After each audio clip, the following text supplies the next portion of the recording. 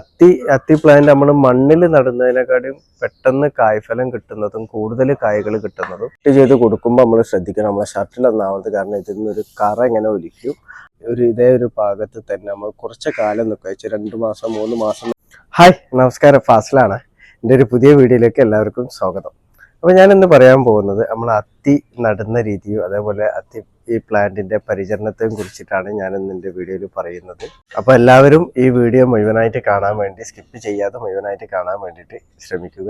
അപ്പോൾ അത്തി പ്ലാന്റ് നട്ട് കഴിഞ്ഞാൽ കൂടുതലായിട്ട് പരിചരണത്തിൻ്റെ ഒന്നും ആവശ്യമില്ല. അപ്പോൾ ശ്രദ്ധിക്കേണ്ട കുറച്ച് കാര്യങ്ങൾ മാത്രമേ ഉള്ളൂ. അപ്പോൾ അത്തി പ്ലാന്റ് നടാൻ വേണ്ടിയിട്ടാണെന്നുണ്ടെങ്കിൽ നമ്മൾ സാധാ ഒരു പ്ലാന്റ് നടുന്ന പോലെ തന്നെ കുമ്മായം ഇട്ട് അല്ലെങ്കിൽ ഡോളോമെറ്റ് ഇട്ട് മണ്ണ് ഒരുക്കിയതിന് ശേഷം നമ്മൾ സാധാരണ വേപ്പിൻ പിണ്ണാക്ക്, കടലപ്പിണ്ണാക്ക്, എല്ലുപൊടി അതുപോലെ ജൈവ വളങ്ങൾ ഇട്ടിട്ട് മണ്ണൊരു 4-5 ദിവസം വെക്കുക. അതിനുശേഷം അത് പിള്ളക്കുഴി എടുത്തതിന് ശേഷമാണ് പ്ലാന്റ് അതിൽ നട്ട് വെക്കേണ്ടത്. അപ്പോൾ നമ്മളെ നാട്ടിൽ കിട്ടുന്ന പ്ലാന്റുകൾ എന്ന് പറഞ്ഞാൽ ലെയർ ചെയ്ത് വരുന്ന ഇതുപോലത്തെ പ്ലാന്റുകളായിരിക്കും. അപ്പോൾ ഈ പ്ലാന്റുകൾ നമ്മൾ വെച്ച് കഴിഞ്ഞാൽ ഒരു 3 മാസം കൊണ്ട് തന്നെ കായ്കൾ വന്നു തുടങ്ങും. അപ്പോൾ ഇപ്പോൾ ഈജിപ്ഷ്യൻ അത്തി ആണെന്നുണ്ടെങ്കിലും ഇസ്രായേൽ അത്തി, അതേപോലെ തുർക്കി അത്തി, അങ്ങനെ പല രാജ്യത്തെ അത്തി പ്ലാന്റുകളും നമ്മളിവിടുത്തെ നഴ്സറികളിൽ ലഭ്യമാണ്. പിന്നെ നമ്മൾ ശ്രദ്ധിക്കേണ്ടത് എന്താ വെച്ചാൽ അത്തി പ്ലാന്റ് നമ്മൾ നട്ട് കഴിഞ്ഞാൽ അത്തി പ്ലാന്റിന് കൂടുതലായിട്ട് മഴ പറ്റൂല. അപ്പോൾ മഴ കിട്ടുന്ന സ്ഥലങ്ങളിൽ അത്തി പ്ലാന്റ് വെച്ച് കഴിഞ്ഞാൽ നമുക്ക് കായ് കിട്ടില്ല. അതേപോലെ പ്ലാന്റുകളെ വളർച്ചയും ശരിയായ രീതിയിൽ നടക്കില്ല. അപ്പോൾ അത്തി പ്ലാന്റ് നമ്മൾ നിൽക്കുക ഇതേപോലെ റെയിൻ ഷട്ടർ ചെയ്തിട്ടുള്ള സ്ഥലങ്ങളിൽ പ്ലാന്റ് വെക്കാൻ വേണ്ടി ശ്രമിക്കുക. കാരണം കൂടുതലായിട്ടും അങ്ങനെ വെച്ചാലാണ് കൂടുതലായിട്ടും വളർച്ച കിട്ടുകയുള്ളൂ. മഴ കിട്ടിക്കഴിഞ്ഞാൽ അത്തി പ്ലാന്റ് നശിച്ചു പോവുകയാണ് ചെയ്യുക. പിന്നെ കൂടുതലായി വെള്ളം കെട്ടി നിൽക്കുന്ന സ്ഥലങ്ങളിലും നമ്മൾ അത്തി പ്ലാന്റ് വെക്കാതിരിക്കുക. അപ്പോൾ കെട്ടി നിൽക്കുന്ന സ്ഥലങ്ങളൊക്കെ അത്തി പ്ലാന്റ് വെക്കുക എന്നുണ്ടെങ്കിൽ ചൂട് കാലത്ത് വെക്കാൻ വേണ്ടി ശ്രമിക്കുക.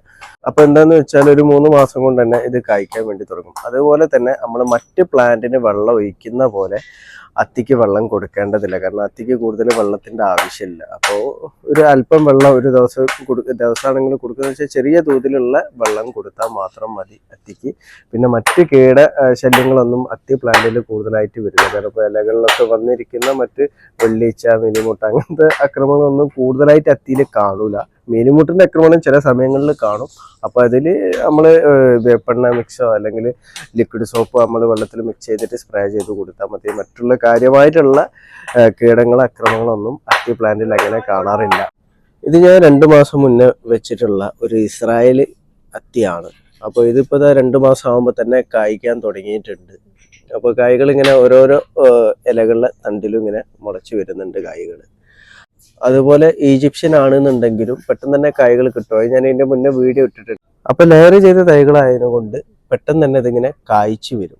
അപ്പോൾ 2 മാസത്തിൻ്റെ ഉള്ളിൽ തന്നെ കായ്ക്കും. ഇതിപ്പോൾ ഒരു 2-2.5 മാസം ആയിട്ടുണ്ട്. എൻ്റെ ഇസ്രായേൽ വെറൈറ്റി ഞാൻ വെച്ചിട്ട് 2.5 മാസം ആയിട്ടുണ്ട്. ഈജിപ്ഷ്യൻ വെറൈറ്റി അത്തി ഞാൻ വെച്ചിട്ട് ഒരു 1.5 മാസം കഴിഞ്ഞപ്പോൾ തന്നെ കായ്ക്കാൻ തുടങ്ങിയിട്ടുണ്ടായിരുന്നു.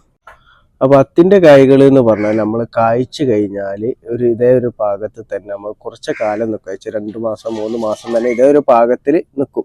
അപ്പോൾ നമ്മളാരും തെറ്റിദ്ധരിക്കേണ്ട. കാരണം അത്തി പ്ലാന്റ് വാടിപ്പോവുക എന്നുള്ള കാര്യത്തിലൊന്നും, പഴം വാടിപ്പോവുക എന്നുള്ള കാര്യത്തിലൊന്നും തെറ്റിദ്ധരിക്കേണ്ട. അത്തി പഴം അങ്ങനെയാണ് പഴുക്കുക. പിന്നെ അത് പഴുക്കാൻ തുടങ്ങിക്കഴിഞ്ഞാൽ ഒരാഴ്ചനെ കൊണ്ട് തന്നെ പെട്ടെന്ന് നല്ല രീതിയിൽ പഴുത്ത് അത് കളറ് മാറിയിട്ട് ഇങ്ങനെ ഈ മൂട് ഭാഗത്ത് ഇങ്ങനെ വിണ്ട് കീറിയിട്ട് വരും.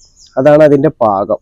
അപ്പോൾ അത് ഒരാഴ്ചനെ കൊണ്ടായിരിക്കും അത് പെട്ടെന്നായിട്ട് അങ്ങനെ. അതുവരെ ഇതേ ഒരു വലുപ്പത്തിൽ തന്നെ ഇങ്ങനെ നിൽക്കലാണ് പതിവ്. 2 മാസത്തിന്റെ മേലെ തന്നെ അത്തിപ്പഴം ഇങ്ങനെ നിൽക്കും. അപ്പോൾ ആ ഒരു രീതി തെറ്റിദ്ധരിക്കേണ്ട. അത് വാടിപ്പോവുക എന്നുള്ള രൂപത്തിൽ തെറ്റിദ്ധരിക്കേണ്ട. അതുപോലെ തന്നെ അത്തിൻ്റെ ഇലകൾ ഇങ്ങനെ ഓരോരോ തണ്ടിന്ന് ഇങ്ങനെ കൊഴിഞ്ഞു പോകും.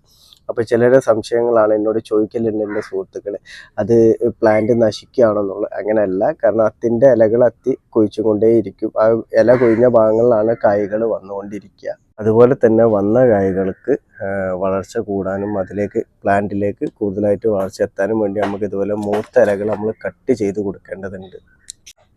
അപ്പോൾ കട്ട് ചെയ്ത് കൊടുക്കുമ്പോൾ നമ്മൾ ശ്രദ്ധിക്കണം, നമ്മളെ ഷർട്ടിലൊന്നാവരുത്. കാരണം ഇതിൽ നിന്നൊരു കറ ഇങ്ങനെ ഒലിക്കും. അപ്പോൾ ഷർട്ടിലാവാതെ വേണം നമ്മൾ കട്ട് ചെയ്ത് കൊടുക്കണം. കാരണം ഈ തണ്ടിന്ന് വിട്ടിട്ട് ഒരു ഇഞ്ചിൻ്റെ അടുത്ത് വിട്ടിട്ടാണ് നമ്മൾ ഇലകൾ കട്ട് ചെയ്ത് കൊടുക്കേണ്ടത്. അപ്പോൾ കട്ട് ചെയ്ത് കൊടുക്കുമ്പോൾ ആരും വിഷമിക്കണ്ട. കാരണം അത്തിൻ്റെ പ്ലാന്റ് നട്ട് കഴിഞ്ഞാൽ അത്തിൻ്റെ വളർച്ചയ്ക്ക് വേണ്ടിയിട്ടാണ് നമ്മൾ ഇതുപോലെ മൂത്ത ഇലകൾ നമ്മൾ കട്ട് ചെയ്ത് കൊടുക്കുന്നത്.